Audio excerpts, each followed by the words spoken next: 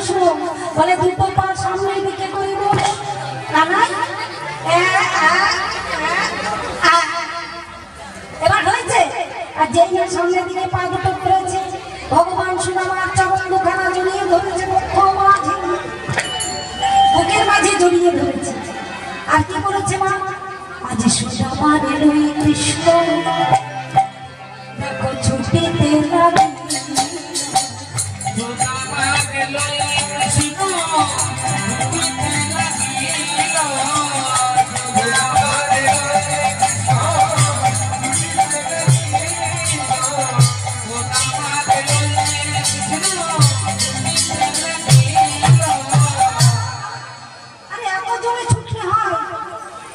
সামনে দেখ কি বলে কি দেখছিস? দেখ দেখ ভালো করে দেখ, আমের গাছ বড় বড় পাতা পাতা আম ফলেছে, মিষ্টি মিষ্টি পাতা।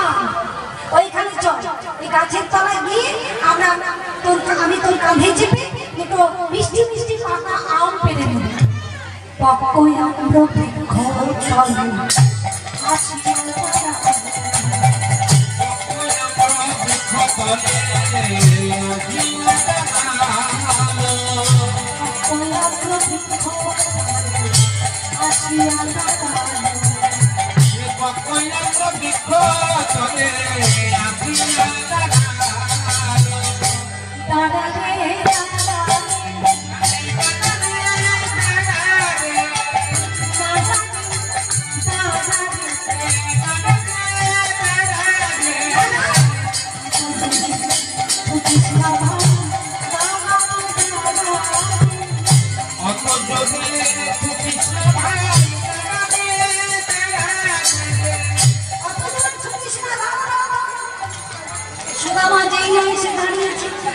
ভগবান যেই না এসে দাঁড়িয়েছে কোথায় না গাছের তলায়, আম গাছের তলায়।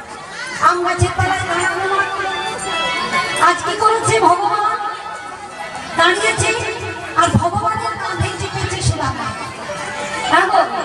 কাঁধে চেপে পাকা পাকা মিষ্টি মিষ্টি আমগুলো পেড়ে নিয়েছে। ও মাইমা বলি এত কথা বলছো কেন? হ্যাঁ, আমার বাবাদের দেখো দেখি, আমার বাবারা কি সুন্দর কুলো হয়ে বসে আছে দেখেছ? আর তোমরা কিন্তু মিছে মিছি চালুনির মতো ব্যবহার করছো। এটা দেখেছ? আমার মায়েরা আজকে চালুনি হয়ে গেছে আর বাবারা সব কুলো হয়ে বসে আছে। দেখো এখন আমার বাবারা হয়তো রেগে যাচ্ছে। কি বাবা আপনাদেরকে কুলো বললাম বলে রেগে গেলেন? কুলো, কুলোর কাজ কি না? কুলো দিয়ে আমরা ধান পাছড়াই, চাল পাছড়াই, গম পাছড়াই। কি হয়? কুলো কিন্তু আসল জিনিসটা দেখে খারাপ জিনিসগুলো পেলে। আর চালুনির কাজ কি?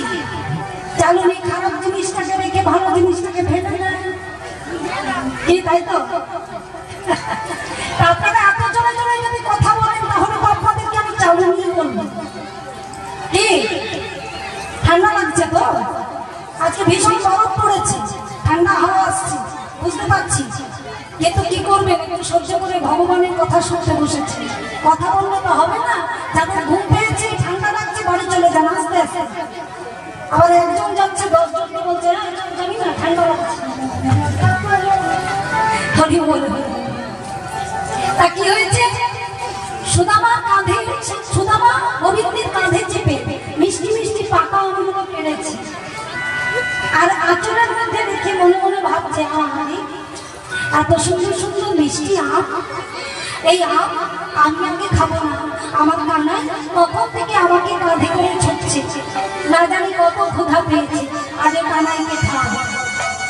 তাই মিষ্টি মিষ্টি পাকা আম খাওয়াবে বলে কানাইকে হঠাৎ চিন্তা হলো না না কানাইকে তো দেওয়া যাবে না, কারণ ওই কংস, দুরাচারী কংস যখন আমাদের কানাই ছোট ছিল, সদ্যজাত, তখন পুতনাকে পাঠিয়েছিল স্তনে বিষ মাখিয়ে তাকে হত্যা করবে বলে। আবার যদি এই ফলগুলোতে কংস বিষ মাখিয়ে রেখে দিয়েছে, এই ফল খেলে যদি আমাদের কানাইয়ের কোনো ক্ষতি হয়ে ক্ষতি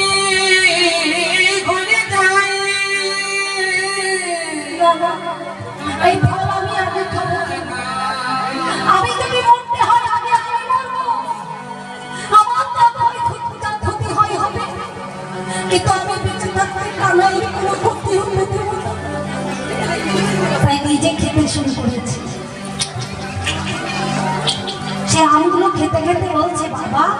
এত ভালো ফল, এত তেতো নয়, এত বিষ নয়। এই না, এই দেখ, এই ফলটা না খুব মিষ্টি, নে নে নে একটু খা। কানাই একটু ফলটা খাচ্ছি, কানাই সুদামার একটু ফলটা খাচ্ছি, আর সুদামা হাত পেতে বসে আছে। কানাই সবটা খেয়ে ফেলিস না, আমাকেও একটু দিস। বলে কেন? তোকে কেন দেবো? আগে তো তুই খেলি, সব তো আমাকে দিলি, এখন আমি কেন দেবো? বলে কেন দিবি জানিস? মিঠো বড় মিঠো লাগে ভাই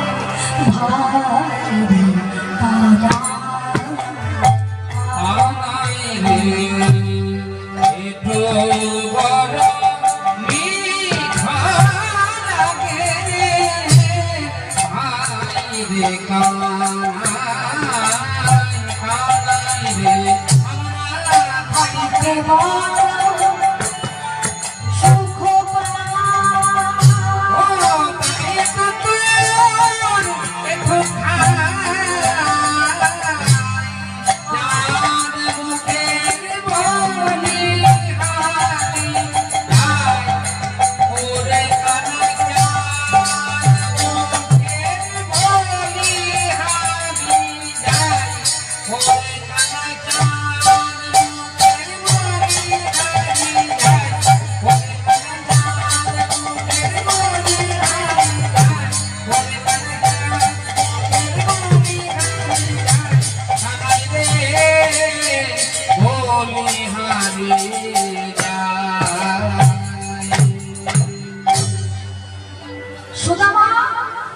ভগবানের প্রসাদ পাচ্ছেন, আমরাও তো প্রসাদ পেতে বসে আছি, তাই না? প্রসাদ তো ভাবে পাওয়া যায় মা গো, এক শ্রবণে আর এখনো বলতে তাই আমরাও প্রসাদ পাচ্ছি। আজ কি হয়েছে? সুদামাকে কানাই হাতে জড়িয়ে ধরেছে। কৃষ্ণ সুদামার কত মধুর প্রেম, দেখুন কত ভালোবাসা, কত সখ্য ভাব। এমন মধুর ভাব, দুজনে দেখতে দেখতে বড় হলো, একসঙ্গে খেলাধুলা করে একসঙ্গে সুদামা কৃষ্ণ বলরাম তারা শান্তিপুরী মুনির আশ্রমে লেখাপড়া শিক্ষার জন্য তারা সেখানে গিয়েছিল। সেখানে গিয়ে কিছুদিন ধরে গুরুবাড়িতে তারা শিক্ষা গ্রহণ করল। ভগবান শিক্ষা গ্রহণের জন্য গেলেন গুরুবাড়িতে, শান্তিপুরী মুনির আশ্রম। সেখানে মুনিপত্নী তাকে বড় ভালোবাসতেন। আর কি দেখতে দেখতে তারা বড় হয়ে উঠল, শিক্ষা শেষ করল। কৃষ্ণ বৃন্দাবন থেকে গেল মথুরা, মথুরা থেকে গেল দ্বারকা, দ্বারকায় গিয়ে তিনি রাজা হলেন। ভগবান রাজা হলেন, ভগবানের বিবাহ হলো। বাবা, ভগবানের স্ত্রী কজন? ভগবানের স্ত্রীর সংখ্যা 16,108 জন। ভগবানের স্ত্রী হলো 16,108। তার মধ্যে ভগবান শাস্ত্রমতে বিবাহ করেছিলেন মোট 8 জন। তাহলে 16,100 জন রমণী তার স্ত্রী হলেন কেমন করে? বাবা, কীর্তনের ছোট ছোট তত্ত্ব, ছোট ছোট তথ্য, এগুলো না জানলে কীর্তন সংসার সার্থকতা নেই। কিরকম? এরা কারা? এই যে 16,100 জন রমণী, তারা কারা ছিলেন জানেন? তখনকার দিনে একজন, এদিকে ভগবান 16,100 জন রমণীকে বিবাহ করলেন, সংসারী হলেন ভগবান। আর সেদিকটা যাচ্ছি না। সুদামা কি করেছে? আজ আমার সুদামা তিনিও কিন্তু সংসারী হয়েছে, সংসার করেছে, বিবাহ করেছে। সুদামার স্ত্রী কল্পনা, সুদামার একটাই স্ত্রী, যার নাম ছিল সুশীলা। কেউ কেউ বলে তার নাম ছিল কল্যাণী। একটা মানুষের দুটো নাম হতে পারে, হতে পারে না? হতেই পারে। তাহলে দুজন স্ত্রী নয়, একটাই স্ত্রী সুশীলা। এত দরিদ্র পরিবার, দরিদ্র ব্রাহ্মণ। সুদামা দিন ভিক্ষা করতে যায়, ভিক্ষা করে বেড়ায়। কোনোদিন ভিক্ষা পায়, কোনোদিন পায় না, কোনোদিন খেতে জোটে, কোনোদিন জোটে না। ছেঁড়া কাপড়, সুদামা স্ত্রীর একটা মাত্র কাপড়, তার শত ছিন্ন, 100 জায়গায় ছেঁড়া। সহ্য করতে পারবে। একদিন তার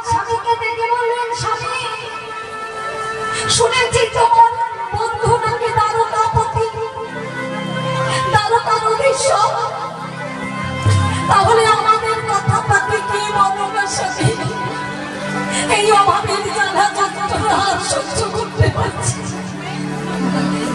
কি বলবে সুশীলা?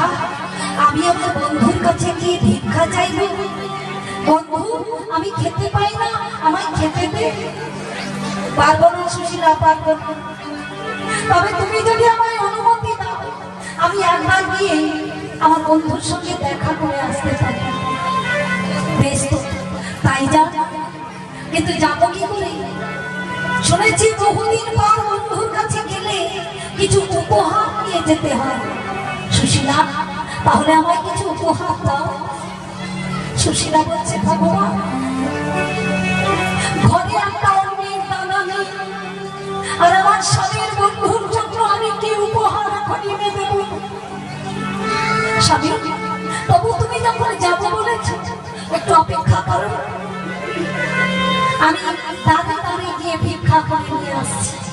ভিক্ষা করে তোমার বন্ধুর জন্য যা দিবে আমি তাই দেব। এবার সুশীলা ভিক্ষা করতে এসেছে। দাঁড়িয়ে দাঁড়িয়ে ব্রাহ্মণের স্ত্রী সুশীলা ভিক্ষা চাইছে। কি বলছে? এখন আপনাদের কাছে অনুরোধ, কেউ যেন আমার ভিক্ষা দিতে চলে আসবেন না।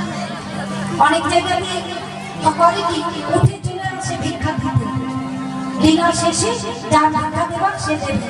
এখন উঠে আসবেন না, আমাদের গাইতে হয়, আমরা গাই। কি বলছে সুদামার স্ত্রী? তোমরা ভিক্ষা দাও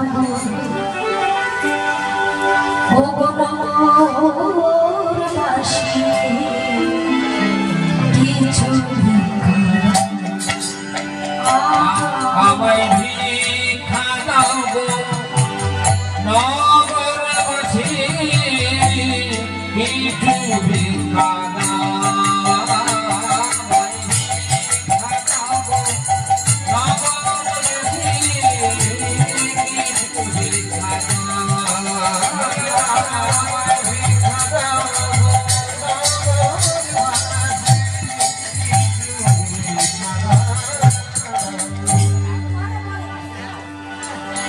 বলছে ভিক্ষা চাইছে কে গো? বলছে কে এসেছে? বলছে সুদামার স্ত্রী সুশীলা।